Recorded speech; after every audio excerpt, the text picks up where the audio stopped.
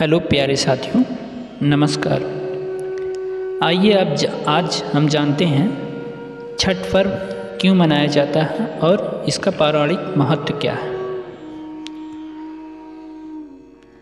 साथियों, यह पर्व खास करके उत्तर प्रदेश और बिहार में बहुत मनाया जाता है। इसका विशेष महत्व इन दोनों राज्यों में रहता है। छठ सिर्फ एक पर्व ही नहीं बल्कि महापर्व है जो पूरे 4 दिन तक चलता है। इसमें नहाए खाए से इसकी शुरुआत होती है, जो डूबते और उगते हुए सूर्य को अर्घ्य देकर समाप्त होती है। ये पर्व साल में 2 बार मनाया जाता है, पहली बार चैत्र में और दूसरी बार कार्तिक में। चैत्र शुक्ल पक्ष षष्ठी पर मनाए जाने वाले छठ पर्व को चैती छठ और कार्तिक शुक्ल पक्ष षष्ठी पर मनाए जाने वाले पर्व को कार्तिकी छठ कहा जाता है। पारिवारिक सुख समृद्धि और मनोवांछित फल प्राप्ति के लिए ये पर्व मनाया जाता है। इसका एक अलग ऐतिहासिक महत्व भी है। एक मान्यता के अनुसार जब राम सीता 14 साल के वनवास के बाद अयोध्या लौटे थे, तब रावण वध के पाप से मुक्त होने के लिए उन्होंने ऋषि मुनियों के आदेश पर राज सूर्य यज्ञ करने का फैसला किया।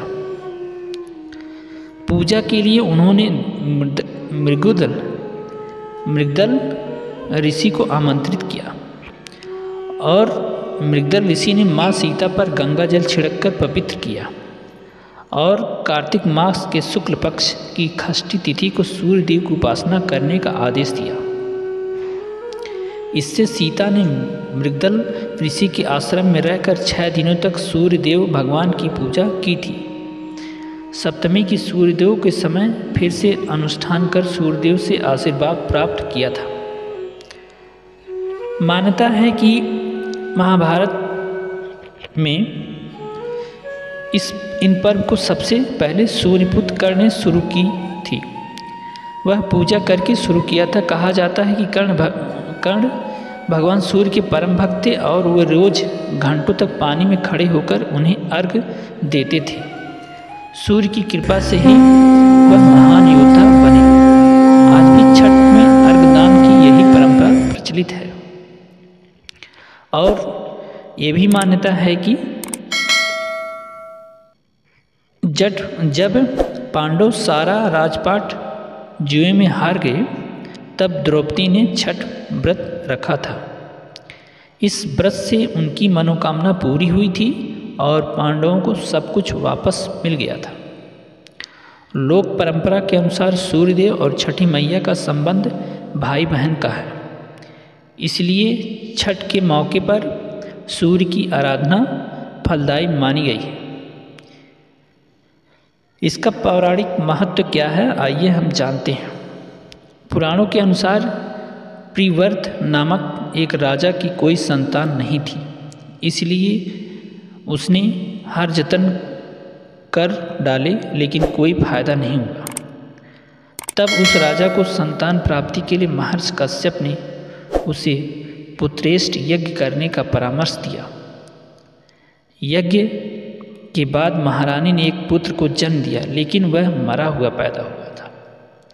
राजा की मृत बच्चे की सूचना से पूरे नगर में शोक छा गया। कहा जाता है कि जब राजा मृत बच्चे को दफनाने की तैयारी कर रहे थे, तभी आसमान से एक ज्योतिर्मय विमान धरती पर उतरा। इसमें बैठी देवी ने कहा, मैं षष्ठी देवी हूँ और मैं विश्व के समस्त बालकों की रक्षा करती हूँ। इतना कहकर देवी ने शिशु के मृत शरीर को स्पर्श किया, जिससे वह जीवित हो उठा। इसके बाद से राजा ने राज्य में यह त्यौहार मनाने की घोषणा कर दी। तब से उसके राज्य में यह त्यौहार बहुत धूमधाम से मनाया जाने लगा। दोस्तों, अगर यह जानकारी अच्छी लगी तो वीडियो को लाइक और शेयर ज़रूर करें। और हाँ, अगर वीडियो को बोलते समय थोड़ी भी गलती हुई तो माफ़ कर दीजिएगा।